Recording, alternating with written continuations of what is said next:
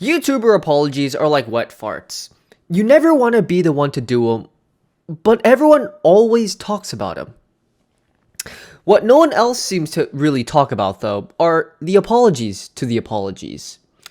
With the star of our show today being Colleen Ballinger. Now, if you've been living under a rock like I have and basically have no idea about who Colleen Ballinger is, let me give you a bit of a cliff notes. So a couple months ago, she basically just texted a bunch of underage children about like her own personal issues, and then got in a lot of trouble for that when people found out. And then she made one banger of an apology video, which you've probably seen by now. But if you haven't, I guess I can do a faithful recreation of it.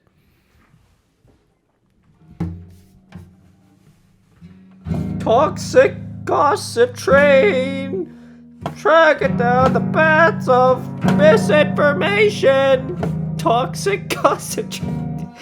So with a faithful performance like that, you can really tell that she was really using a precision instrument to accentuate her point and to let everyone know that she was really, really sorry.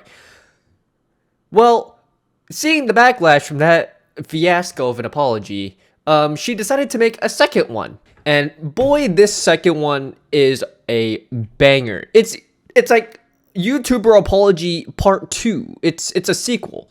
And the sequel is always better than the original, as we've seen with many movies, including Transformers. we don't talk about Transformers.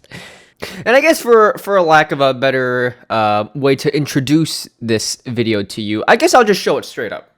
Over the last 15 years of my career, there have been moments where I was immature and inappropriate with some of my comedy. And there were times when I did not put enough thought into some of my fan interactions. And because of that behavior, people got hurt. And I am so sorry. I never wanted to hurt anybody, but it's clear that I did, and I feel so terrible about that. If you ever wanted to give an apology in the most vague way possible without ever denoting any of what you did whatsoever, or even directly apologizing to the people that you hurt, this is the perfect way to do it. You just walk up and you say, "Hey, I'm sorry about something. I might have hurt you sometime at some point in this specific situation that you may or may not know of. Sorry about that. Hope we're cool." Like, you have to, when you're making an apology, I feel like the number one thing to do is to apologize, right? To the person or people that you hurt. Like, and a big part of that is by acknowledging what you're sorry for. Now, you could also make the argument that this is an apology for like the other apology video that she made. But like, even then, like, there's no mention of that video at all. So it's just like, what are you apologizing for? There's nothing. You're just sitting there just like, "I'm sorry for something. Maybe. Yeah.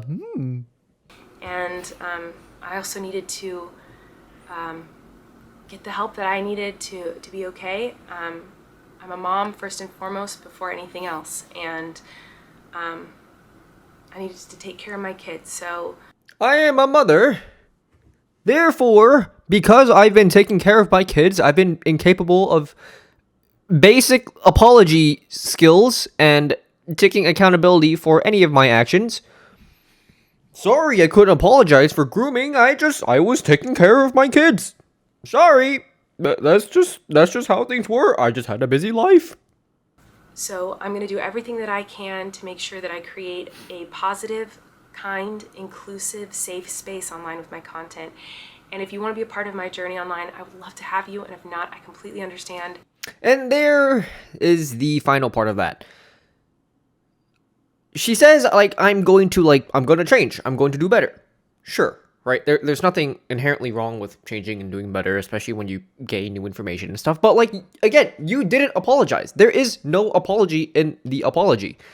But also, like, you haven't said anything about how you're going to change. You know, when you make an apology, right? I feel like apology 101, not from the YouTuber's handbook, would be to be like, hey, I am sorry for hurting you, and then you list out how you hurt them, and then be like, I'm going to change in by doing this and this and this, right? It's simple, it's effective, it takes accountability.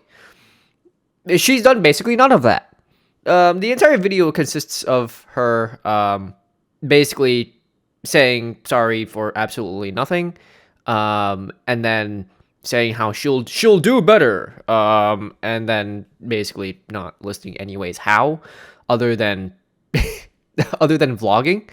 And then after that, she sort of like delves straight into the vlog portion of her content. Her apology video was pretty much, hey, sorry for this insert nondescript thing here. I'll make it up to you by vlogs. We're gonna have a lot of vlogs. It's gonna be a banger of a fall.